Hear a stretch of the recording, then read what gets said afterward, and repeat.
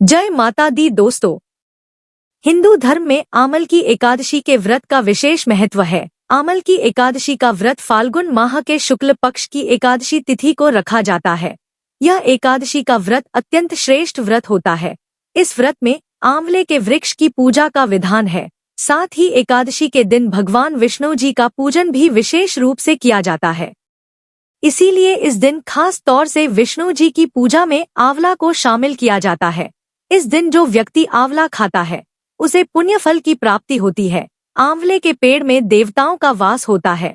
आमल की एकादशी का व्रत करने से सभी यज्ञों के बराबर फल प्राप्त होता है। आंवले के वृक्ष के बारे में विष्णु पुराण के अनुसार एक बार भगवान विष्णु जी के थूकने पर उनके मुख से चंद्रमा के समान एक बिंदु प्रकट होकर पृथ्वी पर गिरा।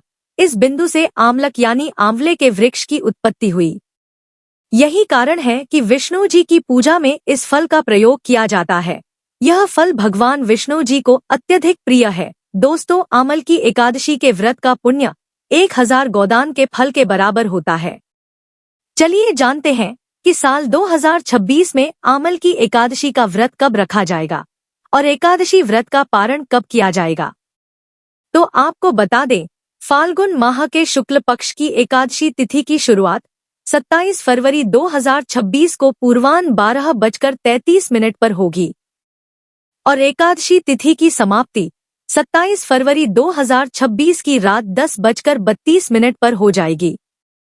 तो उद्यातिथि के अनुसार आमल की एकादशी का व्रत 27 फरवरी 2026 दिन शुक्रवार को रखा जाएगा और विष्णु पूजा का शुभ मुहूर्त सुबह 6:48 से लेकर सुबह 11:08 तक रहेगा और एकादशी व्रत का पारण 28 फरवरी 2026 को सुबह 6:47 से लेकर सुबह 9:06 के बीच किया जाएगा।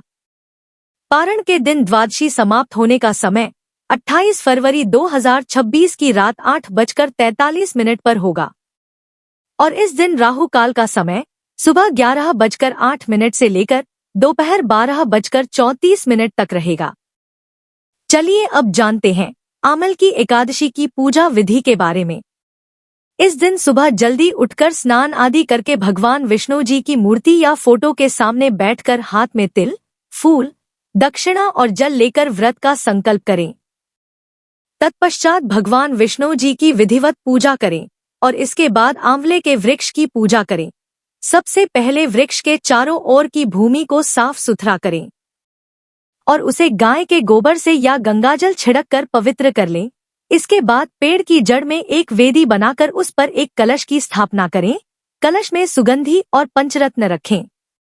इसके ऊपर पंच पल्लव यानी 5 आम के पत्ते रखें। फिर दीपक जलाकर रखें। कलश पर चंदन का लेप लगा ले एवं वस्त्र पहनाएं। इसके बाद विष्णु जी के छठे अवतार परशुराम जी की सोने या मिट्टी की मूर्ति स्थापित करें और उनकी विधिवत पूजा करें और रात्रि जागरण करके भजन कीर्तन करें। फिर अगले दिन यानी द्वादशी की सुबह स्नान आदि करके विष्णु जी की पूजा करके ब्राह्मण को भोजन करवाकर दान दक्षिणा दें और साथ ही परशुराम जी की मूर्ति सहित कलश भेंट करें। इसके पश्चात ही शुभ मुहूर्त में प्रसाद खाकर व्रत का पारण करें और सात्विक भोजन ग्रहण करें। दोस्तों, जो व्यक्ति व्रत नहीं करते हैं वह भी इस दिन भगवान विष्णु जी को आंवला अर्पित करें और स्वयं भी खाए। इससे पुण्य फल की प्राप्ति होती है।